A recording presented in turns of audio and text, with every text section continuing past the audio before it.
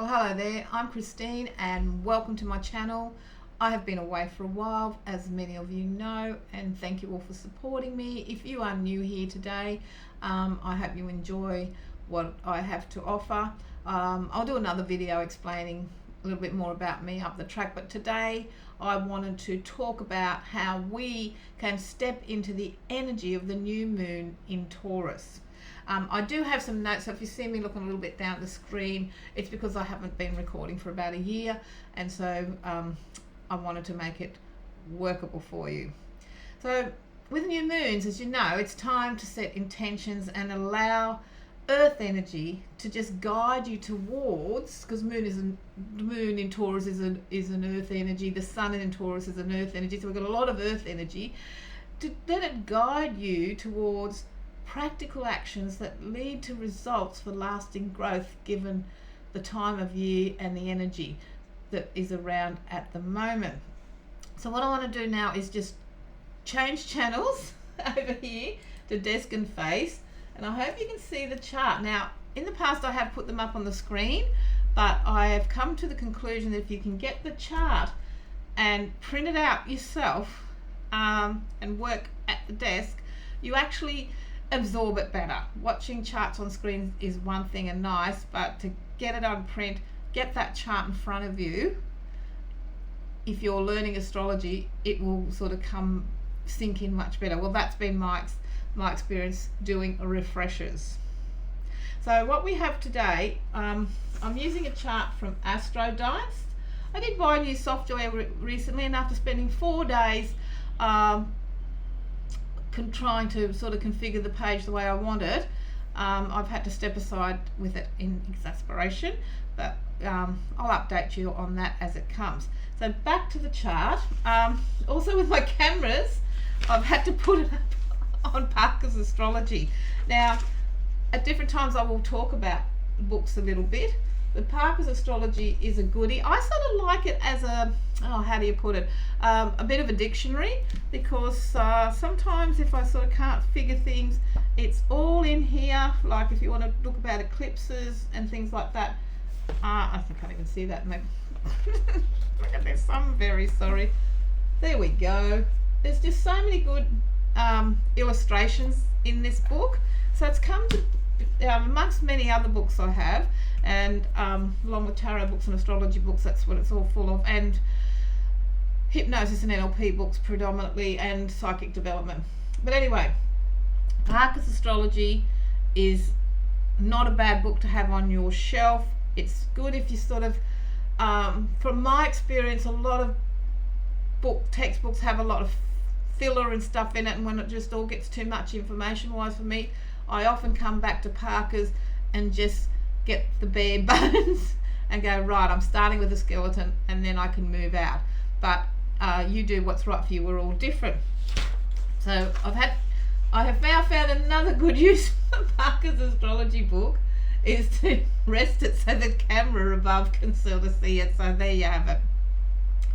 So we've all survived the Aries eclipse and full moon in Scorpio of last month.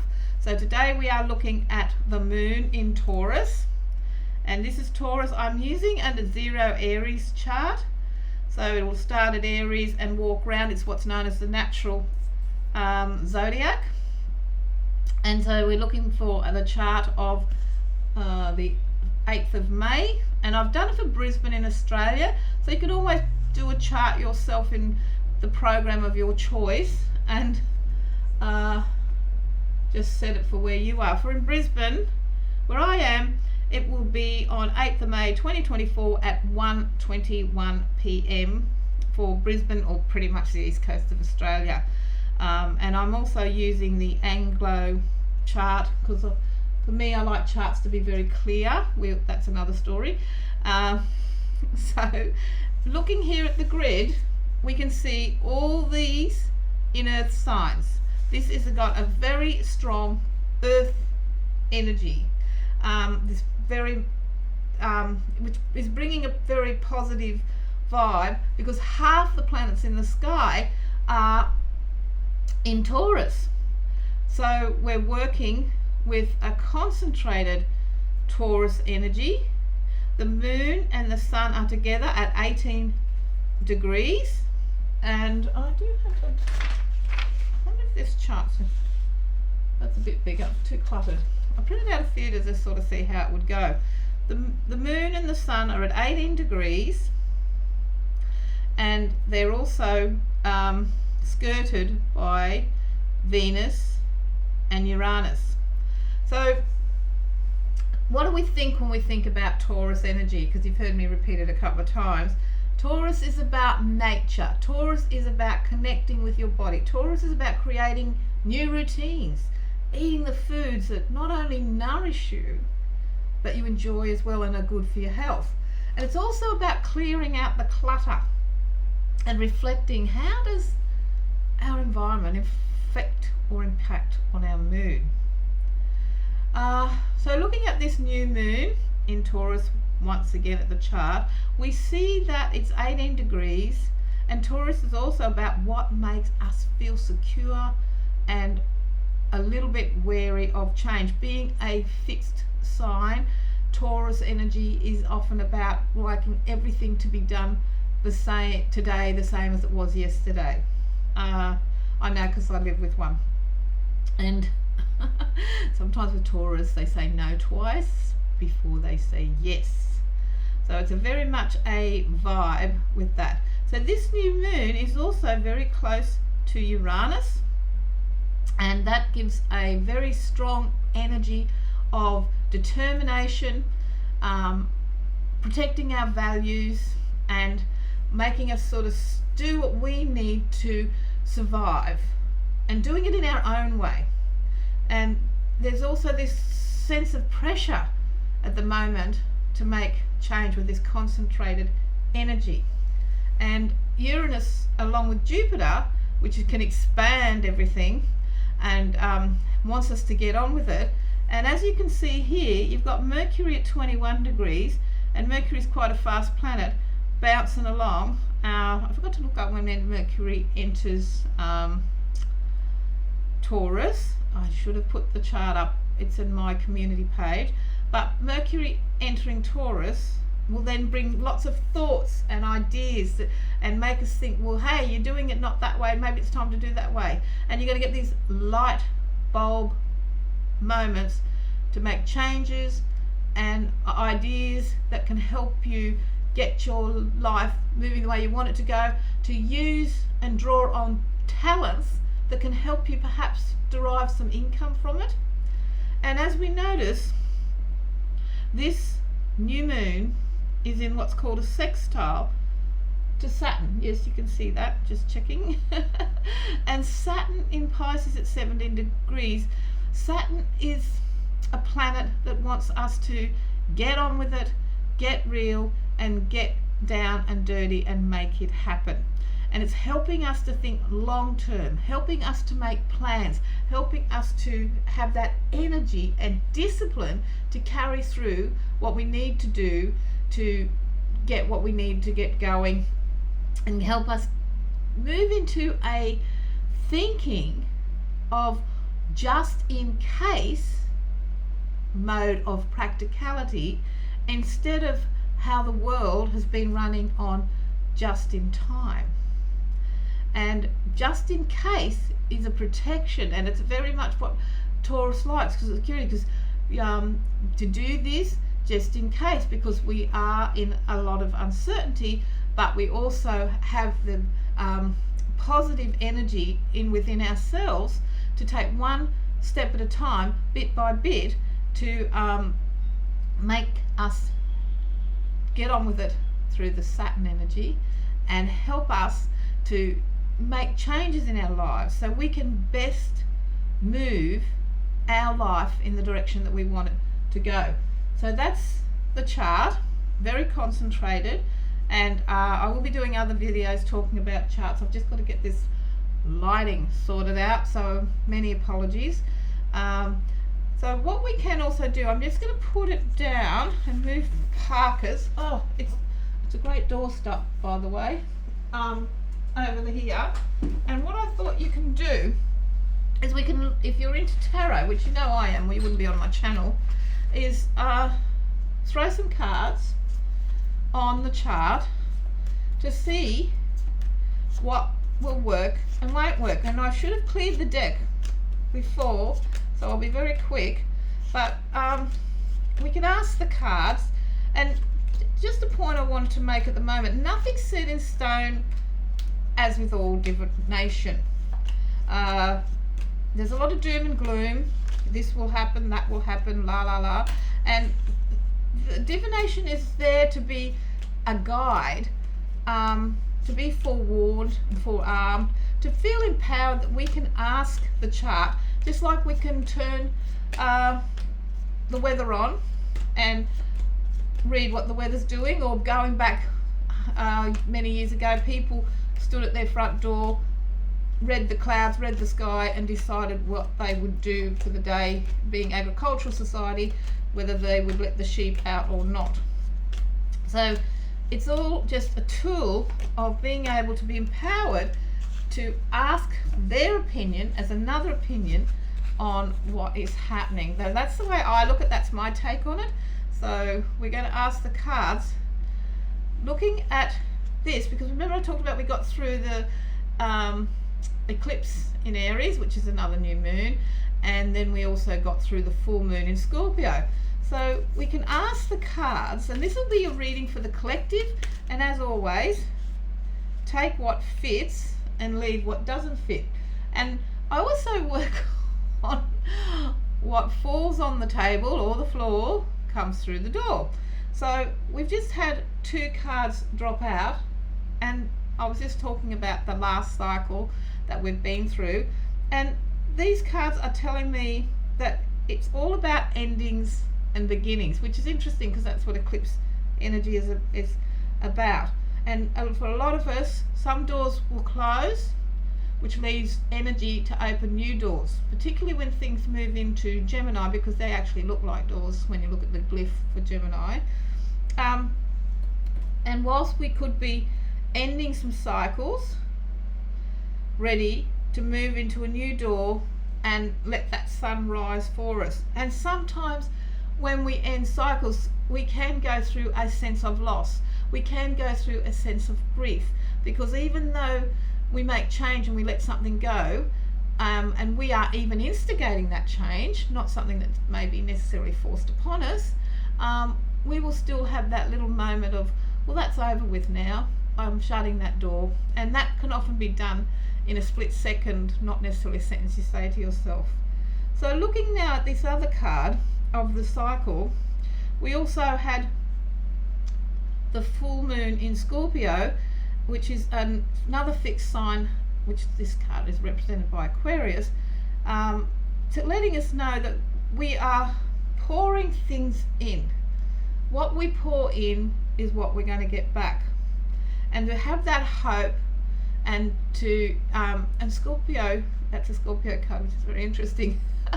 Scorpio is that ending thing, as like the eclipse, but also we have this new beginnings, and to listen to energies out there, look for signs and symbols. There's energy telling us information all the time. We just have to take the time and slow down and tune in and listen to our own guidance and put the energy into, because this is an Aquarian card, and Aquarius is ruled by Saturn. If what we put in is what we can get out, what we give is what we're going to get back, and that we have to do the work. So that is what I am picking up from the energy of what we possibly have learnt from the last cycle. I'd love to hear your take on this. Please share if you see some idea with it. I'm going to put them over there, and then back to the cards, or maybe I'll put them in. I don't know. We'll just go with the deck because they've come out. So what is this Taurus new moon asking us to focus on? I'm just going to do a shuffle cut, and the card at the bottom, as you can see, once again, focus. This is a coins card, Pentacle, Earth Energy card. It's time to focus on what we need to do, what's important to us. This is what the Taurus new moon is asking of us, and not to be afraid of the things that we need to do. Remember, I've been talking about that. Make a list of what's important, what makes us feel secure. Maybe for some it's like budgeting. It's those little things that can seem a little bit painful because it's a change wise, but it's often the small, when we look after the small things, the big things look after themselves. And not to be afraid of making the changes, because when you decide what makes you feel secure, what you've got to do to look after your health or your security, or bringing some income in for yourself, improving your income, any of those things, once you take charge of that, you can get a little bit of anticipation. And just be aware that those feelings that we can get of anxiety and that can also be the same of excitement, of making change and feeling in charge. So that's the two cards I'm going to leave for that. Once again, I'd be interested to see what your take is on these, and then I'm going to give another shuffle and just say Taurus is about being grounded. So maybe we need to look at, something's fallen out there. What will help us find a sense of being grounded during this cycle? And that 5 of Pentacles fell out. Sometimes it's amazing how the cards can be in tune with the reading of the chart. It's just all divination. So I'm going to split this deck, take the top card, and I'm going to take the one from the bottom. As you can see what I'm doing. Oh, we'll put them on top. Okay. So, as I said, take what fits and leave what doesn't fit. And this will help us get a sense of being grounded. There's always someone else in the world doing it a lot tougher than we are. Sadly. But life's not fair. But sometimes it can help to think of what we do have, and that things will change, because 5 is the number of change and improvement, and to look for the light and move along to better things, even if it's just bit by bit, day by day. It just takes time. And we have here Jupiter. Jupiter, the 9 of Cups, is a Jupiter energy, and Jupiter's about to change signs into Gemini, and things could just improve. Energies could improve. Opportunities can improve.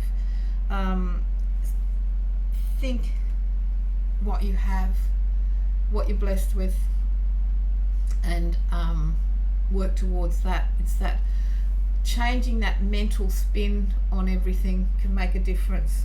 I was watching a video the other day, and it was all about being worried about osteoporosis, because a lot of people my age, I've got osteoporosis. I'll put the name of the video up in the bottom of the notes when I put it up, because it was quite good. And she said, instead of banging on about, I've got this, I've got that, I'm worried about that, she said, I'm working towards better bone health, and every day I'm doing something towards better bone health. And it instantly brings a shift. So when we can say, I'm out of money, I've got nowhere to rent and all that, and that is, we in today's society with the cost of living, and from I gather from all my friends around the world, it's layering upon layering for everyone. But all we can do is take charge of the things we can take charge of in our sphere of influence, and say, I'm going to work towards something better because I can. And above all, trust your inner guidance, trust your divination, figure it for yourself, because with Neptune in Pisces, just out there for quite a while yet, another year and a half or something, the fake news and whatnot that is out there. You have to just really trust what you know within, and your inner guidance knows more about you than you know about you, and you will find the right places to get information, because she's got information there, and you'll be able to sit still, and through being grounded and using meditation and trust whatever faith you have, you're going to make it, and that we're all going to make it. Well, that's the way I see this. So these are moving. There we go. So just trust it all, because at the end of the day we've got to have trust. So for some of us that's all we've got left. So I'd like to thank you for watching, and I look forward to seeing you on the next video. I'm just going to swing it past, and let me go to the front cam now. I'm on the front cam. Ooh. Main one, back. So thank you once again, and I look forward to seeing you on the next video, as I said before, and hopefully it won't be so rusty as it was last time. If you'd like to see anything on the videos, let me know. Otherwise I'll just keep sharing as I do, and trust that life is getting better. What did Emil Coué say? Every day, in every way, I'm getting better and better. I think that was the first affirmation from Emil Coué a long time ago. So we'll take it there. I wonder if you know what was the first affirmation you heard. That would be interesting to share. Thank you. Bye for now.